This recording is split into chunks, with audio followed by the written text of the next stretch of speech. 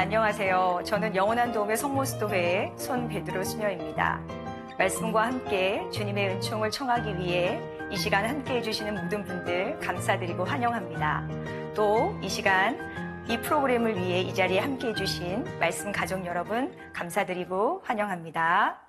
네, 오늘 여러분들과 함께 나눌 말씀은 사목서관이라고 불리는 디모데오 1, 2서와 티토서에 관한 이야기입니다.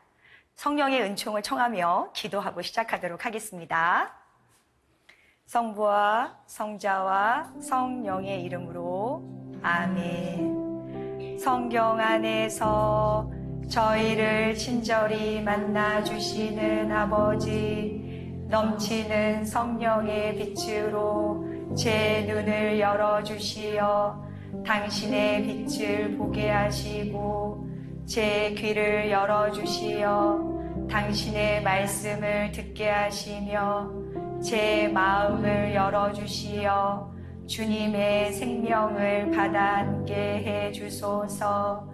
그리하여 말씀의 신비가 얼마나 넓고 높고 깊은지 깨달아 알고 인간의 모든 지식을 초월한 그리스도의 사랑에 대한 뜨거운 감동으로 저의 모든 일상생활 가운데 새로운 기쁨과 당신의 능력이 빛나게 해주시며 저의 모든 형제들과 함께 당신의 영광을 찬미하게 해주소서.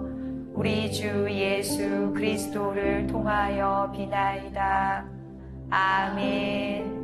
성부와 성자와 성령의 이름으로 아멘. 네, 저희 바이블 무브를 처음부터 끝까지 시청해 주신 많은 분들은 아마 작년부터 저희가 구약 성경을 이미 여러 차례 나누어서 1년의 정도에 걸쳐서 강의했다는 사실을 아실 겁니다.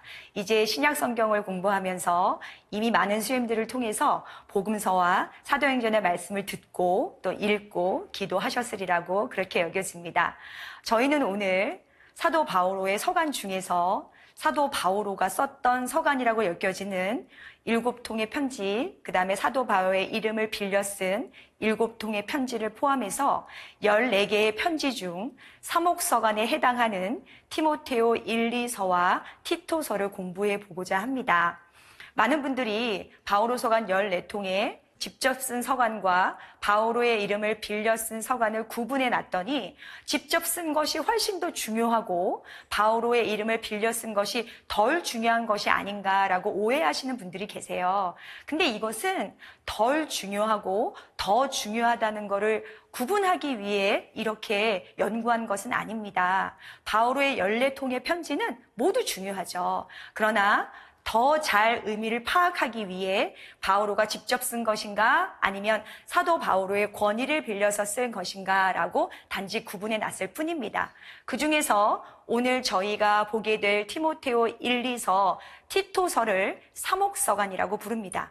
그러면 왜 사목서간이라고 부르냐면 서간의 내용이 교계 제도와 사목자의 역할에 관한 내용이 굉장히 많아요. 사도 바오로가 이방인 지역에 많은 교회를 세웠잖아요. 그 많은 교회를 세우고 사도 바오로가 전부 다 그 교회를 돌아볼 수 없었을 거 아니에요. 그래서 사도 바오로를 대리하는 대리자들을 각 교회에 세웠고 그 대리자들이 사도 바오로의 이름으로 사도 바오로를 대신해서 교회를 다스리는 것이 아마 쉽지 않았을 거예요. 그렇게 어려움을 겪고 있는 이들을 격려하기도 하고 또 복음을 위해 투신하고 있는 그들에게 감사의 마음도 전하고 또 그들이 겪고 있는 많은 어려운 부분에 이러이러한 것들을 좀 해라 라는 당부의 말씀도 있는 사실은 아버지 신부님이 아들 신부님에게 보내는 사랑의 편지 같은 내용들이에요. 그래서 주요 내용에 그릇된 가르침, 또 그것에 대해서 어떻게 대응해야 되는지, 그리고 교회에 봉사해야 하는 사람들의 자격, 의무, 직무, 이런 내용들이 좀 들어가 있어서 내용 자체는 전혀 어렵지가 않고요. 또 2024년을 살아가는 저희에게도 교회의 봉사자가 어떠해야 되는지, 또 어떤 사람을 교회의 봉사자로 뽑아야 하는지에 관한 지침서처럼 나와 있는 내용이어서 이 성경을 읽으시면서 맞아, 이래야지 하시는 분들도 계시고, 또 이 성경을 읽으시면서 좀 찔린다 뭐 이러시는 분들도 좀 계실 거예요. 편한 마음으로 함께 보도록 하겠습니다. 자, 그러면 수신자가 티모테오잖아요. 그럼 이 티모테오라는 사람이 누군지를 좀 먼저 보실 필요가 있습니다. 티모테오가 처음 등장한 것은 사도행전인데요. 사도행전에서 티모테오를 소개하기를 이렇게 소개합니다. 유다 여자와 그리스인 아버지 사이에서 태어난 사람이래요. 그런데 그는 어떤 사람이래요? 형제들에게 좋은 평판을 받고 있는 사람이랍니다. 자, 사도 바오로가 티모테오를 왜 선교 여행에 동참했느냐? 그는 훌륭한 능력가도 아니고 많이 공부한 사람도 아니고 어떤 재능이 많은 사람도 아닌 거예요. 그는 어떤 사람이었냐? 좋은 평판을 받고 있는 사람이에요. 여러분 주변에 좋은 평판을 받고 있는 사람들은 어떤 사람들인가요? 능력이 많은 사람을 좋은 평판을 하시나요? 아니면 이렇게 뭔가 얼굴이 예쁜 사람에게 좋은 평판이 가시나요? 성경에서 그 좋은 평판의 기준이 되는 이야기가 좀 나옵니다.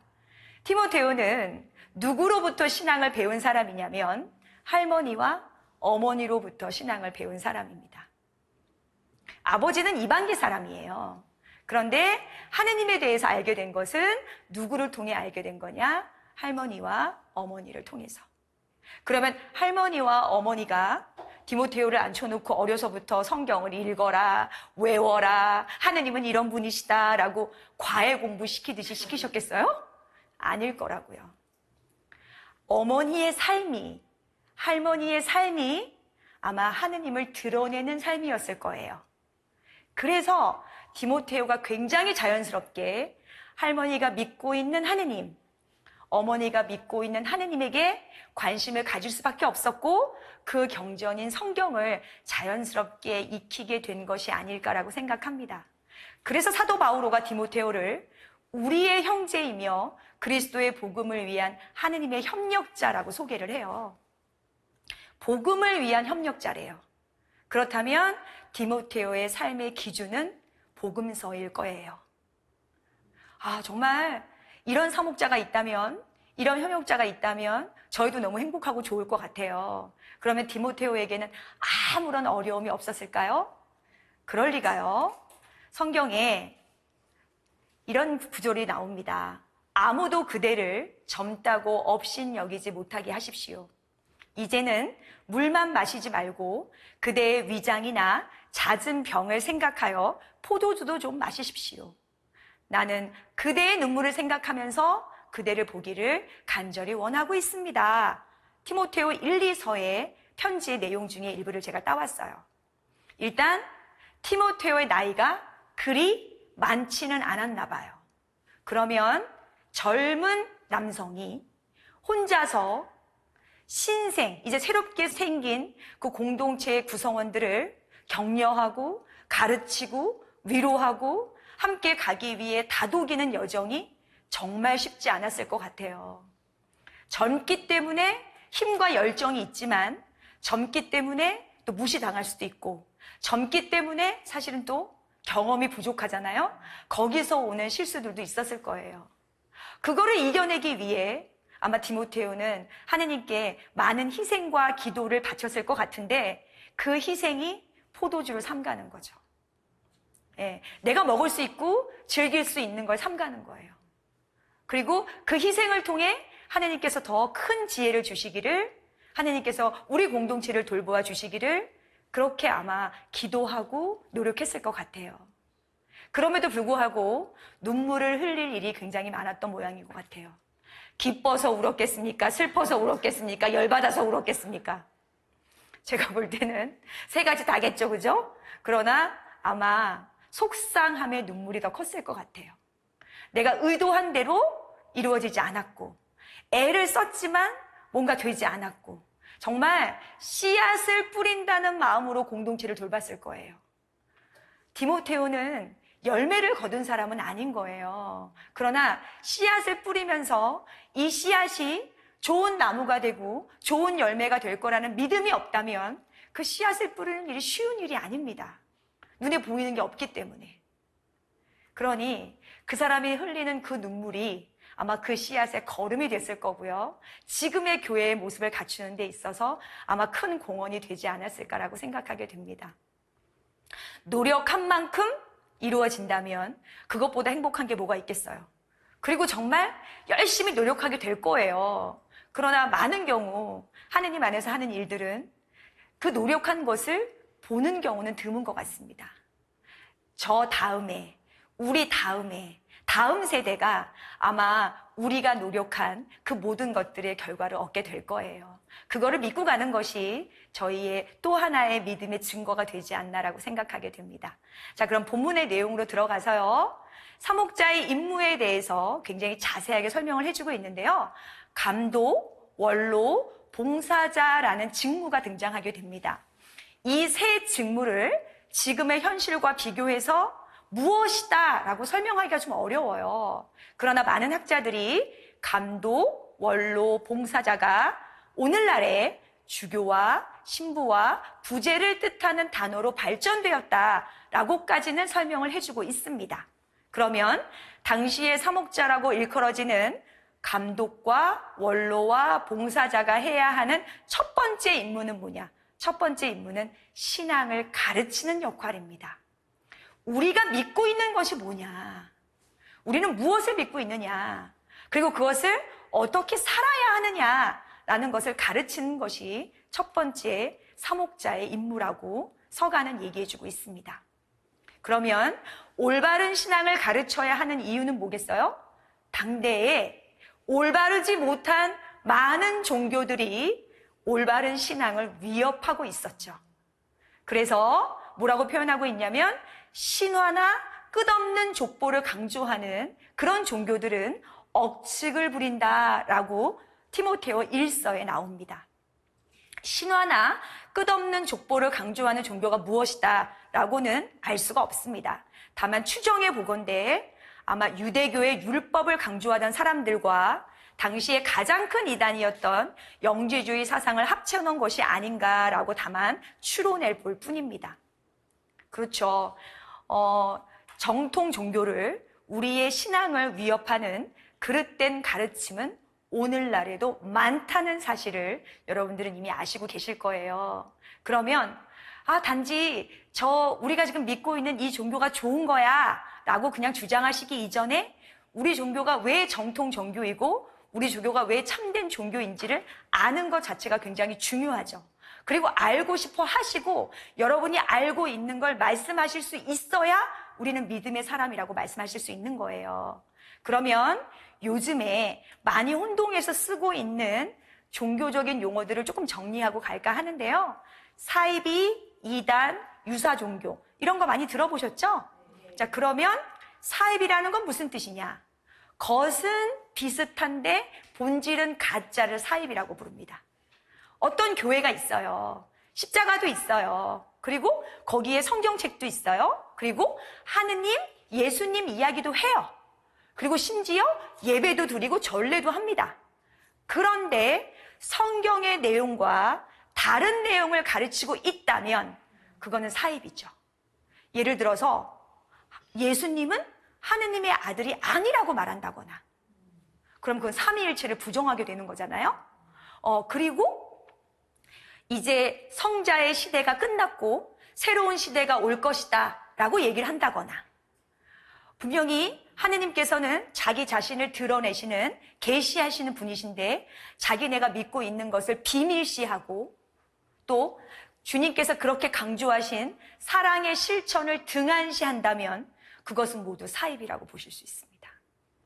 두 번째, 이단은 교회법 751조에서 굉장히 정확하게 얘기해주고 있어요.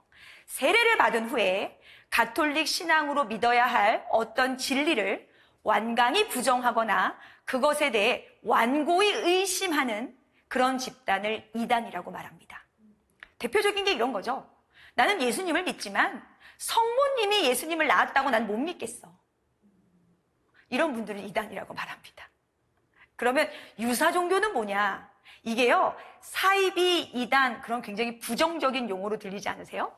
네. 그래서 요즘에는 종교사회학적으로 비판적인 용어라고 해당되는 사이비나 이단보다는 이 모든 걸 포함해서 유사 종교라는 단어를 씁니다. 유사, 비슷해요. 그런데 틀린 게 훨씬 더 많아요. 이거죠. 그러면 유사 종교들이 가지고 있는 대표적인 특징들이 있어요. 유사 종교들은 종말을 강조해요. 종말을 강조한다는 건 믿는 사람들에게 공포를 조장합니다. 하느님이 우리에게 평화를 주시러 오셨다는 건 알고 계시죠? 그래서 그분께서 부활하신 후 첫 번째 우리에게 건넨 인사는 평화를 빈다는 소리예요. 그런데 주님의 그 평화가 아닌 우리에게 공포를 조장하고 우리가 뭔가 세상과 인연을 끊고 뭔가 비정상적인 생활을 하게끔 조장하는 것이 있다면 그것은 유사 종교들이다라고 보시면 되겠습니다. 또 하나의 특징은 종교 지도자를 우상화합니다. 사람은 신이 될 수 없어요. 사람은 사람이에요. 예. 그래서 여러분들이 유사 종교가 어떤 특징을 가지고 있는지 아신다면 이렇게 구분하시는데 조금 도움이 될 것 같거든요. 그렇다면 유사 종교랑 반대되는 참된 종교는 어떤 종교인가? 우리 종교가 참된 종교입니다, 여러분들. 네. 참된 종교의 첫 번째 특징은 이성을 초월할 수 있어도 이성과 모순되지는 않아요. 하느님께서 인간을 창조하실 때 인간을 이성적인 존재로 창조하셨어요. 인간의 이성은 어떤 신이 참된 신인지를 인식할 수 있습니다. 그리고 인간만이 가지고 있는 양심을 통해서 하느님이 어떤 존재인지 우리는 이미 다 알고 있어요. 이런 이성과 모순되는 것을 저희는 참된 종교라고 말하지 않습니다.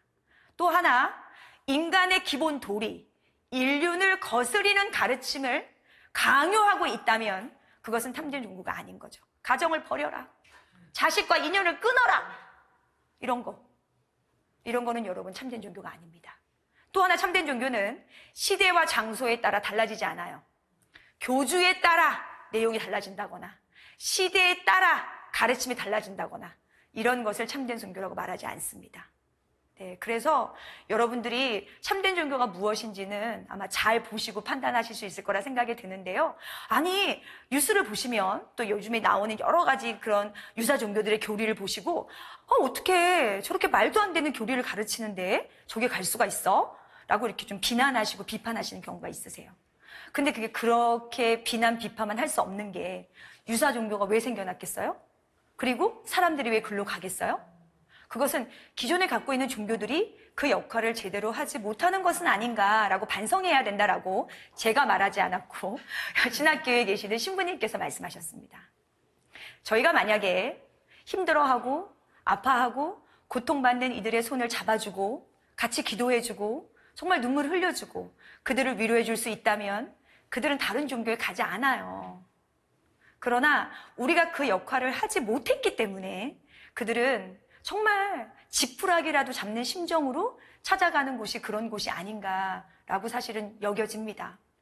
무조건 비판하시기 이전에 저희는 저희 주변에 마음 아파하는 사람들에게 어떻게 다가갔는가, 또 그들을 위해 우리는 얼마나 기도하고 애썼는가라는 거를 먼저 좀 돌아보시면 좋겠고, 그들을 비난하시기 이전에 그들이 참된 종교의 품으로, 진정한 하느님의 품으로 돌아올 수 있도록 기도하는 것 역시 저희의 의무이지 않을까라고 생각하게 됩니다. 참된 종교에서 버림받고 유사 종교에서 상처받고 그런 분들이 가실 곳이 어디 있겠어요? 그분들이 다시 교회로 돌아온다고 했을 때 아무런 선입견 없이 비판 없이 저희가 받아주고 안아주고 받아들여지는 체험을 할 수 있도록 공동체가 함께 마음을 여는 것, 그런 준비 역시 유사 종교에서 많은 사람들이 돌아올 수도 있도록 하게 하는 길이 아닌가라고 생각하게 됩니다.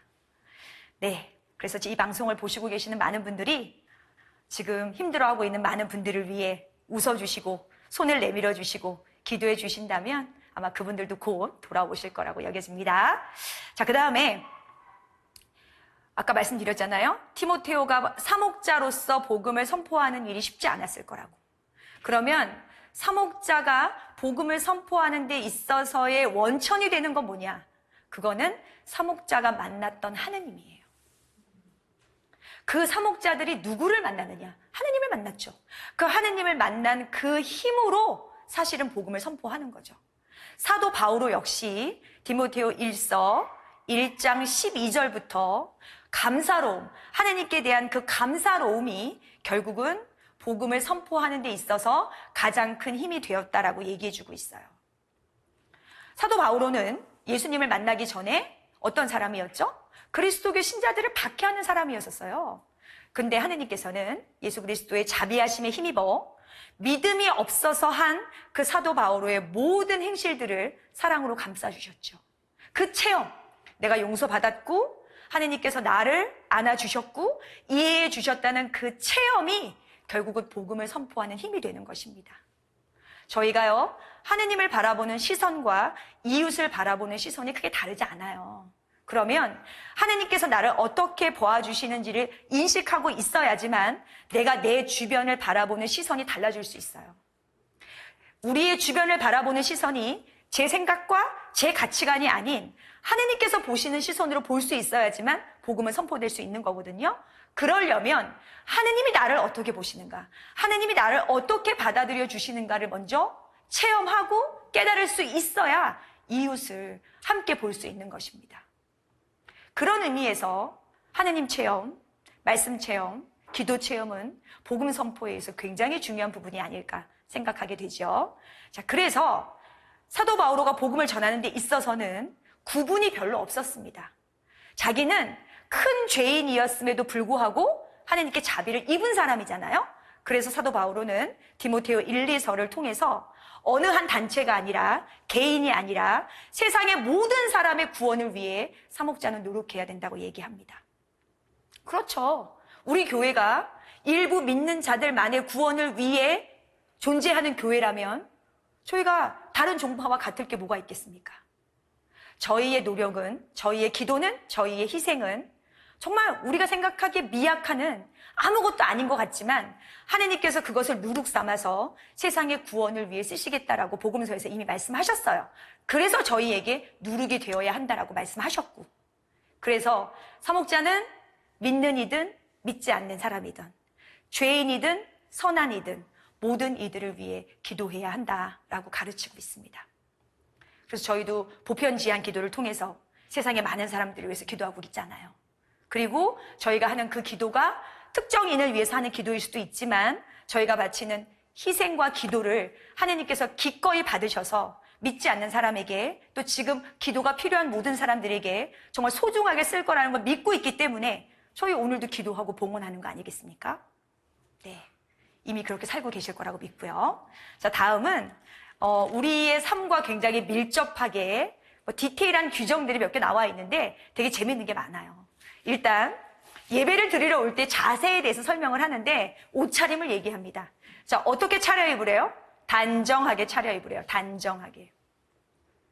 이거 화려하다는 얘기 아니에요. 비싼 걸로 이렇게 다 하셔라는 얘기 아니에요. 단정하다는 의미 아시죠? 가지고 있는 것 중에서 깨끗하게, 깔끔하게 이렇게 오시랍니다. 그 슈퍼 가듯이 오시는 거 옳은 일일까요?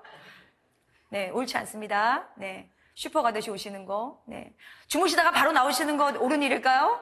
아니에요. 그거 아니란 얘기 좀 하는 거예요. 네, 다만 무엇으로 치장할 수 있어야 돼요? 선행으로 치장하는 거죠.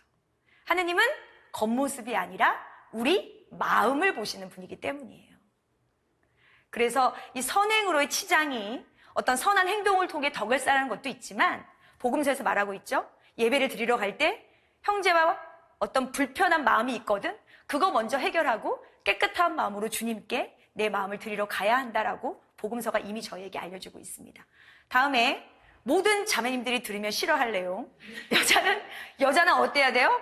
여자는 조용해야. 저는 이 구절을 싫어합니다. 네. 제가 이 구절을 읽으면서 당시에도 자매님들이 말씀이 많으셨나 봐요. 그죠? 안 그랬으면 여기 이게 나왔겠어요. 그죠? 그런데 역으로 본다면 유다교에서 여자의 존재는 굉장히 미흡하거든요. 그런데 가톨릭 교회 안에, 그리스도교 교회 안에 여자가 소리를 낼 수 있었다는 건 이미 그리스도교는 여성의 자리를 마련해 둔 것이죠. 그래서 이 윗절을 보시면 여자가 잘 배워야 한다라고 나와요. 여성들에게 신앙을 제대로 가르쳐야 한다는 거죠. 그리고 그들이 자기 역할을 할 수 있도록 또 자리를 마련해 주는 게 그리스도교인 거예요. 그래서 무조건 조용히 해야 한다. 겉봐, 여자는 아무 말도 하면 안 돼. 그래서 여자는 교회 봉사할 자격이 없어. 여자가 무슨 말을 하는 거야. 이 뜻이 아니라 조금만 더 깊게 생각해 본다면 초기 그리스도교 교회 안에서 벌써 자매님들의 자리가 확립되어 있었다. 그리고 거기로부터 시작해서 지금의 한국교회 안에서 우리 자매님들의 역할이 굉장히 크다, 이렇게 말씀을 드리는 겁니다. 다만 조용해야 된다는 거는 필요 이상의 말씀은 하지 말라는 거예요. 한번 잘 생각해 보세요. 오늘 하신 말씀 중에 꼭 필요해서 하신 말씀은 몇 마디나 있으신가? 꼭 필요해서 말씀하셨다기보다는 해야 돼서 한 말이나 아니면 그냥 덧붙이는 말도 좀 많이 하면서 하시잖아요. 적어도 교회 안에서는 그렇게 하시지 말라는 거예요. 예. 다음에 교회 지도자의 자격에 대해서 나오는데요. 술꾼이나 난폭한 사람이 아니어야 하고 돈 욕심이 없고 자기 집안을 잘 이끄는 사람이어야 하며 교회 바깥 사람에게도 어떻게 해야 된대요? 좋은 평판을 받아야 한다. 술꾼이나 난폭한 사람이 아니어야 한다. 이해하셨죠? 예, 이건 이해하셔요. 예. 더 중요한 포인트인 것 같아요. 돈 욕심이 없고 자기 집안을 잘 이끄는 사람. 당시에 교회가 크지 않았잖아요. 그죠? 가정교회로 이루어지는 예배였었어요. 그러면 마치 한 공동체를 가족을 다스리듯이, 가정을 다스리듯이 그렇게 해야 한다고 생각했던 것 같아요. 그리고 신앙이 세상적인 이익을 동반한다고 믿는다면 그것은 봉사자의 자격이 없습니다. 내가 교회 활동을 하는 것이 세상적인 나의 이익과 연관된다? 이런 사람에게 자격을 부여하지 말라는 겁니다. 좋은 평판, 바깥 사람에게 좋은 평판, 바깥 사람에게 좋은 평판이라는 게 무조건 선행을 해야 되고 흠이 없고 완전 무결하다, 이런 뜻은 아닐 거예요.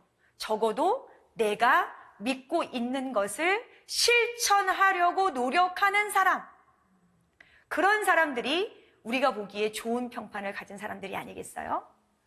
더군다나 좋은 평판을 가진 분들은 어떤 분이에요?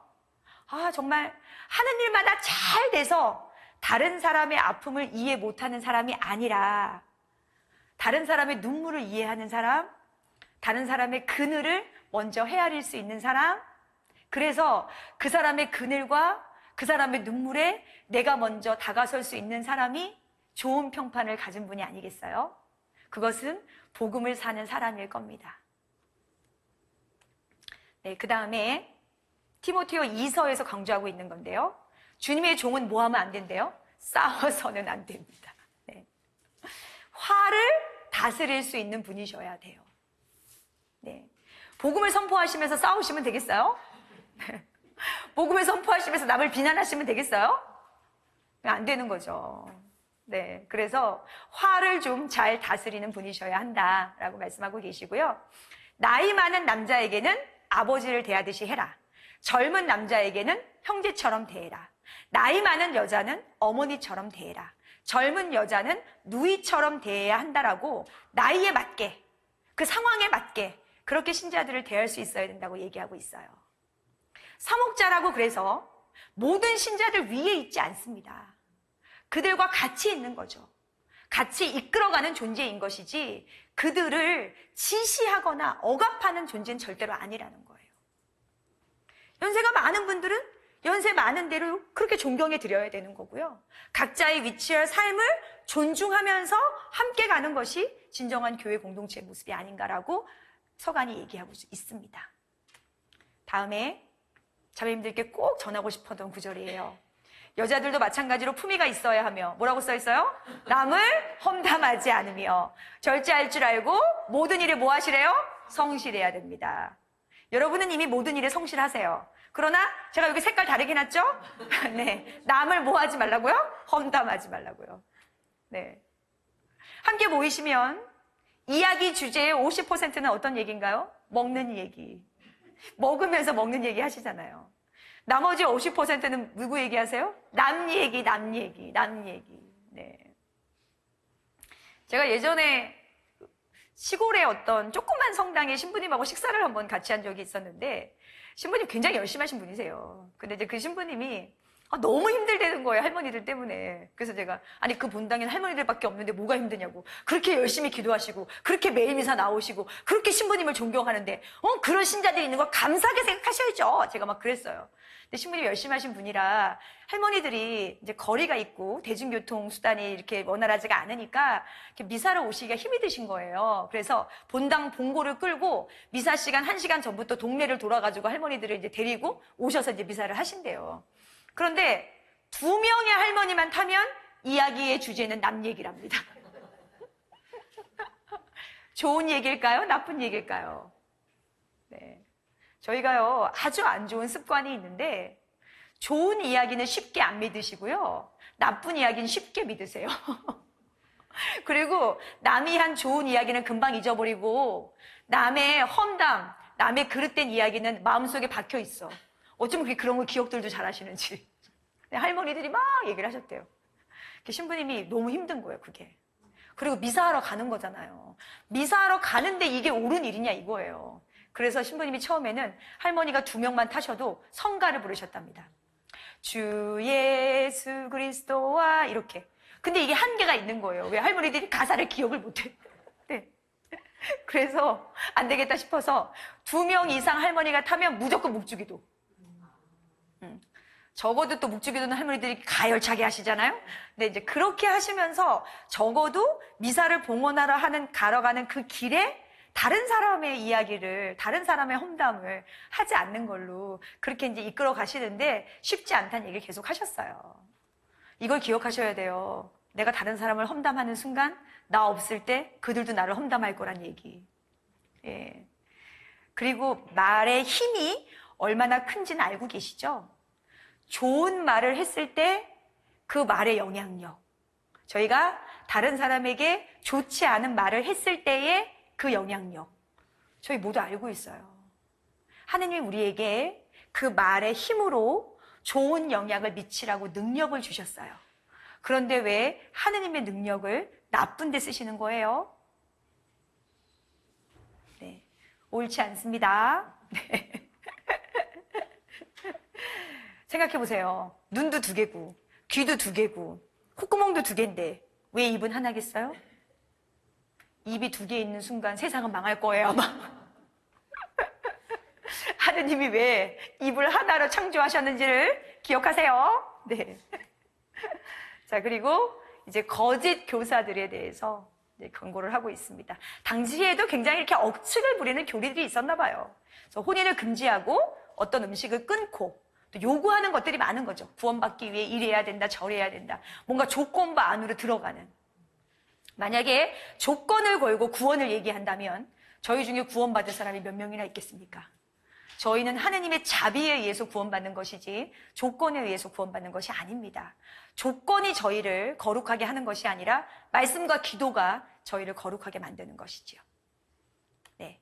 그리고 당시에 가장 가난한 이들에 속하는 과부들에 대한 지침이 있습니다. 당시에 가장 가난한 이들, 그러면 고아와 과부였어요. 그렇다면 교회는 그 가난한 이들을 돌보아야 하는데 특별히 과부들에 대한 돌봄을 강조하고 있습니다. 그리고 그들은 이제 교회를 위해 봉사하고 기도하는 일에 전념해야 된다라는 지침이 티모테오 1, 2서에 나와 있고요.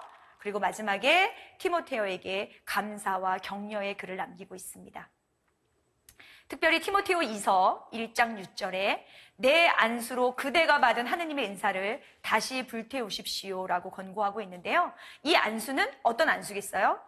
사도 바오로가 디모테오에게 사제의 직무를, 공동체의 직무를 맡기면서 준 은총의 전달로서의 성령의 어떤 충만함으로서의 안수잖아요. 그리고 저희는 사제 서품을 통해서 사제단이 새로 수품을 받는 사람들에게 사제단이 이렇게 일일이 안수를 합니다. 그리고 이 안수는 사제단으로 받아들여지는 거고요. 주교님으로부터 시작되는 이 안수가 사제단의 일치를 얘기합니다. 그렇다면 사제직을 행한다는 것은 개인이 어떤 행위를 한다는 것보다 사제단의 이름으로, 교회의 이름으로 하는 거예요.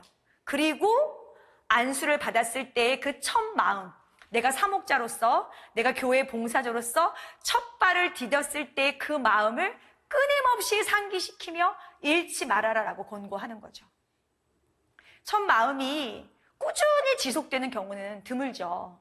그렇지만 뭔가 힘들고 어려울 때 내가 주님을 왜 따랐는지, 내가 주님께 드렸던 그 첫 마음이 무엇인지를 기억하는 것은 은총을 재현하는 그런 효과를 가지고 있습니다. 그래서 너희가 힘들고 어려울 때 다 이해하고 우리가 다 알고 있어. 그럴 때마다 기억해.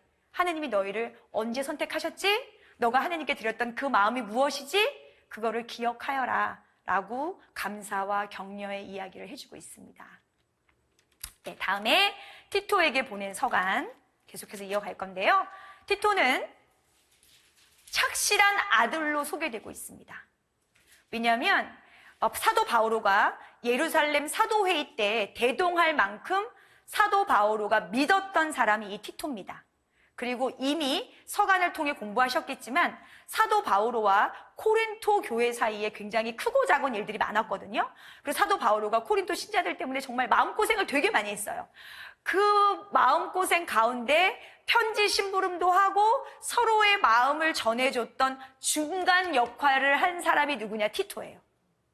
막 사도 바오로가 고린토 교회 신자들한테 삐지기도 하고 막 오해도 하고 또 그 신자들 때문에 눈물도 흘리고 막 이러거든요. 근데 그 사이에서 안 그래요. 회개했어요. 정신 차렸어요. 걔네가 이제 열심히 살려고 해요. 사도 바오로가 너희들을 위해 얼마나 애쓰는 줄 알아? 이런 것들을 연결해 준 사람. 티토예요. 티토. 이 교회에서 개종한 사람이고요. 굉장히 활동적이고 사려 깊은 사람이었다라고 서간은 평가하고 있습니다. 그렇죠. 사도 바오로의 성격 자체가 온순한 분은 아니었다는 거 아시잖아요. 네, 그분도 인간이셨어요. 얼마나 불끈불끈 하셨겠어요? 그건 물론 열정에서 나온 거지만, 그리고 교회의 그 많은 구성원들이 각자의 입을 가지고 각자의 요구사항에 맞게 말했을 거 아니에요? 그것들을 중재할 수 있는 사람이었죠.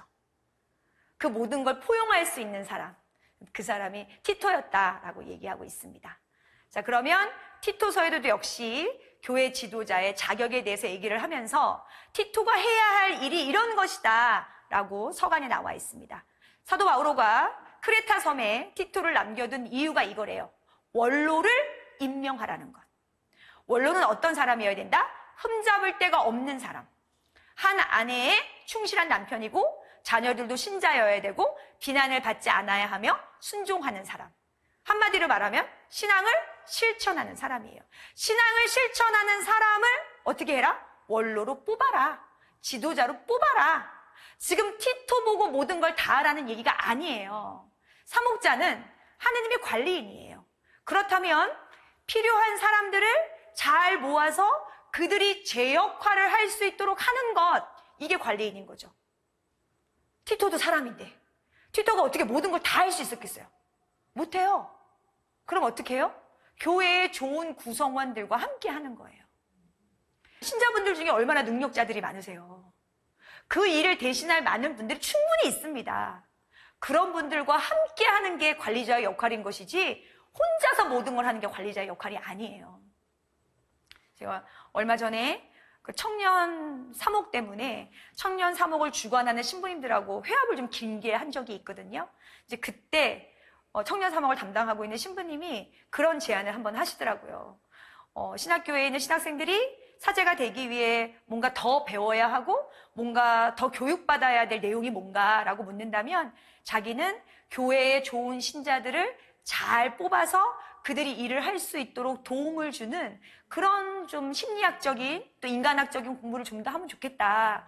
교회에 많은 신자들이 있는데 그들이 제 역할을 할 수 있도록 자리를 내주고 그들이 하느님의 일을 드러낼 수 있도록 사실은 그들이 그 자리에서 힘을 낼 수 있을 때 복음 선포는 더 힘을 발휘하는 건데 그게 이제 사목자 중심으로 되니까 그것이 더 어려움을 가지고 있는 것이 아닌가라는 거를 제가 나눔을 들으면서 맞아요. 맞다고 생각이 듭니다. 성직자, 수도자의 수는 너무 작아요. 그거에 비해 신자분들은 훨씬 더 많은 일을 하실 수 있으세요. 크레타 섬에 남겨둔 이유는 티토 보고 모든 거를 해결하라가 아니에요. 잘 뽑아서 그들이 교회에 충실한 일꾼이 되게 하는 거예요. 자, 그러면 크레타 섬의 상황이 어땠길래 이런 말을 하는 걸까요? 역시 그릇된 주장을 하시는 분이 많았대요. 네. 하느님을 안다고 주장하지만 뭘로 부정하는 거예요? 행동으로 하느님을 부정하는 사람들. 그러니까 삶 따로, 신앙 따로. 믿고 있어요? 사는 건 내 맘이에요. 성당 안에서만 신자예요? 나가는 순간 나는 신자라는 틀을 벗었어요. 이거죠. 그래서 자신의 삶으로 하느님을 부정했던 사람들 때문에 삶이 충실한 사람, 그 삶으로 하느님을 드러낼 수 있는 사람을 원로로 뽑아야 된다고 말합니다. 크레타 섬은 여러분 섬이에요, 섬. 그러니까 육지랑은 거리가 있죠.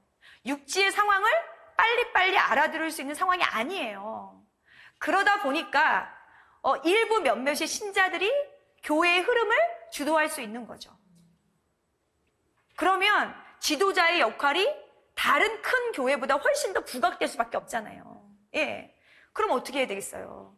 그 한두 명의 원로들을 굉장히 충실한 사람으로 뽑아야 되는데 그 충실한 사람은 삶을 신앙 안에서 살려고 노력하는 사람인 거예요. 세상과 똑같다면, 세상과 똑같은 시선과 세상과 똑같은 어떤 기준으로 신앙생활을 한다면 신자와 비신자의 구분이 뭐겠어요? 그렇잖아요, 그죠? 그때나 지금이나 다르지 않습니다. 세상 안에서도 복음에 따라, 말씀에 따라, 하느님의 가르침에 따라 그래도 조금 노력하려고 하는 것. 그리고 그 실천이 뭘 완성하게 해요? 믿음을 완전하게 하는 겁니다. 믿는다는 것이 정말 깨달음이에요. 근데 그 깨달음을 완성시키고 깨달음을 완성하게 하는 것은 뭐라고요? 여러분, 그거는 실천이에요, 실천. 뒷부분에 야고보서에도 나오죠? 실천이 없는 건 그건 반쪽짜리 믿음이에요. 그리고 인간의 마음은 정말 갈대와 같아서 늘 흔들려요. 그리고 우리가 또 귀가 얇아요. 이 얘기가 맞는 것 같고 저 얘기가 맞는 것 같고 내가 믿는 게 다가 아닌 것 같고 막 그렇단 말이에요. 그렇다면 우리가 깨달은 거를, 우리가 믿는 거를 견고하게 하는 것은 실천인 거죠. 그래서 봉사하시라고 말씀드리는 거예요. 그 실천이, 그 봉사가 여러분이 믿고 있는 것을 견고하게 하고 완전하게 하는 것이기 때문에. 네, 이미 많은 봉사를 하고 계시죠? 그리고 그 봉사를 통해서 좋은 일만 있지는 않죠. 그럴 때마다 기억하세요. 누구를? 티모테오의 눈물을. 그 눈물을 흘리는 것이 정말 티모테오가 뭔가 악한 일을 해서 눈물을 흘렸던 것이 아니라는 거를. 그리고 그 눈물을 누구는 기억하고 계세요? 하나님은 기억하고 계세요. 그리고 우리의 눈물이 좋은 자양분이 될 거라는 거를. 내가 봉사를 하면서 그 봉사에 대한 대가와 그 봉사에 대한 찬송을 받는다면 내가 나중에 기여받을 게 하나도 없어요. 없어요. 열심히 하시리라 믿습니다. 네. 네, 그렇다면 서목자와 신자들은 어떻게 살아야 되느냐? 강조해요. 티모테오서와 굉장히 유사하고요. 강조하는 내용을 다시 얘기하고 있습니다. 서목자는 흠잡을 데가 없고 뭐 하는 사람이래요? 쉽게 화를 내지 말래요. 쉽게 화를 내지 말래요. 네, 자신의 감정을 좀 다스릴 수 있는 사람이죠. 아니, 화를 내야 할 때는 내야죠, 그죠? 뭔가 그릇된 가르침, 또 신자들이 심각한 오류에 빠져 있을 때 화를 내서 그게 얼마나 잘못된 것인가라는 강도를 조정하는 건 좀 맞다고 생각해요. 여기 앞에 뭐라고 써 있어요? 쉽게, 쉽게. 네. 아무 때나 화를 내는 거죠. 이거는 아니라는 거예요. 네. 그리고 아실 거예요. 화를 내면 화를 내는 것만 기억이 나고 내용은 기억이 안 나요. 왜 화를 냈는지 기억 안 나. 화난 것만 기억나. 이거거든요. 그래서 화를 내면서 하는 충고는 하나도 받아들여지지 않아요. 하나도. 네. 그리고 화나는 일이 왜 없겠어요. 참는 거죠. 네, 그리고 신자들도 믿음과 사랑과 인내를 가지고 기품이 있어야 된답니다. 이러한 삶이 뒤따를 때 우리 구원자이신 하느님의 가르침을 빛낼 수 있대요. 믿음과 사랑과 인내. 믿음과 사랑과 인내는 하느님에게서 오지 않고는 올 수 없는 거예요. 그렇다면 이런 삶을 살 수 있도록 저희는 끊임없이 기도하고 노력해야 합니다. 그랬을 때 행동으로 하느님을 부정하지 않을 수 있어요. 머리로 믿고 있고 말로 고백하지만 행동으로 부정한다면 그것처럼 어리석은 것이 어디 있겠습니까? 그래서 아주 작은 것부터 하느님이 나에게 뭘 원하실까 고민하시고 그 하느님이 원하시는 그 일을 선택하시고 행하실 수 있다면 여러분이 막 어디 선교지에 가서 막 복음을 선포하고 가가호 방문해서 예수님을 믿으라고 말하지 않아도 많은 사람들이 여러분의 그 모습을 보고 교회로 오실 수 있고 예수님이 어떤 분이신지를 알게 되실 거예요. 하나님을 믿고 있으면서 다른 사람을 비난하고 하나님을 믿고 있으면서 믿지 않는 사람들을 판단하고 또 좋지 않은 이야기를 하고 그렇다면 그게 하느님의 이름을 빛내게 하고 드러나게 하는 것이겠냐고요. 그렇지 않습니다. 그리스도교 신자로 선다는 것이 쉽지는 않지만 쉽지 않기 때문에 저는 훨씬 더 가치 있는 삶이라고 생각해요. 그 가치 있는 삶으로 하느님이 여러분을 선택하셨고 여러분은 그 선택에 기꺼이 응하셔서 오늘을 살고 계시고 또 이 방송에도 함께 하시는 것이라 믿고 있습니다. 그래서 충분히 여러분들은 하실 수 있을 거라고 믿습니다. 자, 그러면 참된 종교인지 어떻게 알 수 있느냐라는 걸 많이 물으시고요. 또 이 참된 종교 생활에 대해서 정말 어떻게 해야 될지 모르겠다 궁금해하시는 분들도 많으세요. 여러분, 하느님을 알 수 있는 방법에 대해서 이 말씀 드렸잖아요. 하느님을 어떻게 알 수 있어요? 가장 좋은 방법은 말씀을 통해서 많이 알 수 있어요. 그래서 여러분이 말씀을 게을리하시면 하느님이 어떤 분이신지 알 수 없고 참된 종교가 어떤 종교인지 알 수 없습니다. 요즘은 여러 가지 프로그램을 통해서 말씀 공부를 다양하게 하실 수 있으세요. 왜 우리의 사목자가 우리에게 올바른 가르침을 주지 않냐? 이거보다는 올바른 가르침을 들으려는 마음을 먼저 갖추셔야 돼요. 들으려고 하는 사람에게 더 좋은 거를 주려고 노력할 수밖에 없습니다. 아무리 좋은 걸 주려고 해도 들으려고 하는 마음이 없다면 이거는 아무 의미가 없는 거예요. 그래서 여러분들이 하느님의 가르침을 들으려고 마음을 여시고 찾으시고 그리고 뭔가 하느님의 말씀 안에서 우리 종교가 어떤 종교인지를 더 잘 인식할 수 있도록 기도로써 청하신다면 하느님께서 분명히 좋은 길을 열어주실 거예요. 물론 이렇게 복음을 나누고 또 성경 공부를 주관하는 모든 분들도 어떻게 하셔야 돼요?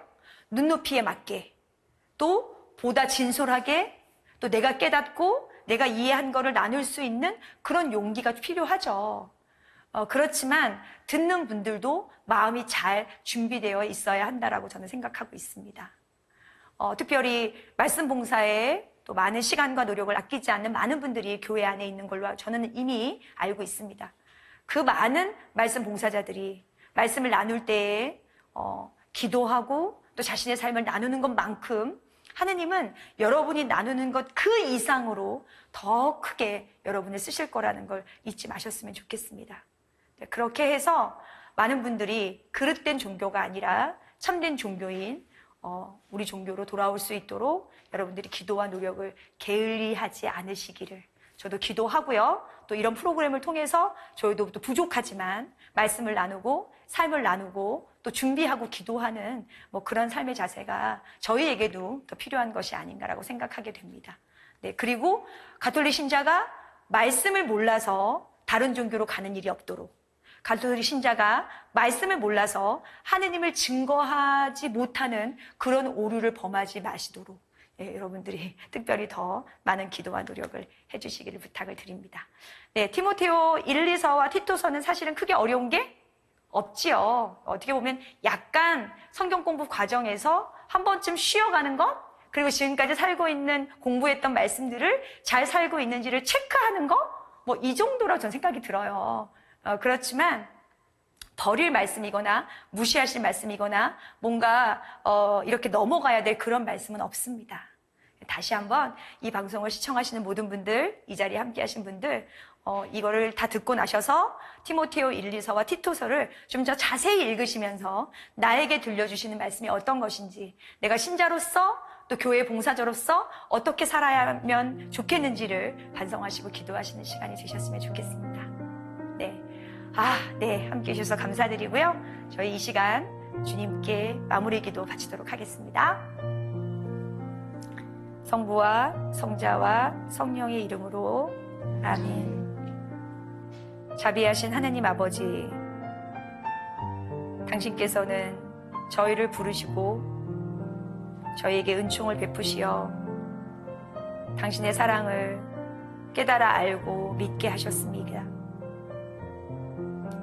당신께 받은 사랑을 저희가 이웃과 나누고 은총을 전하는 일에 저희가 게으르거나 주저하지 않을 수 있도록 저희 마음을 성령으로 채워주시고 당신의 말씀을 살고자 하는 저희의 작은 노력들이 당신의 성령 안에서 복음을 증거할 수 있는 도구가 될 수 있도록 저희와 함께 해주시길, 저희 길의 인도자 되어주시는 좋으신 성모님과 함께 예수님의 이름으로 기도드립니다. 아멘. 영원한 도움의 성모님, 저희를 위하여 빌어주소서. 성요셉, 저희를 위하여 빌어주소서. 한국의 모든 순교자, 저희를 위하여 빌어주소서. 성부와 성자와 성령의 이름으로 아멘. 감사합니다.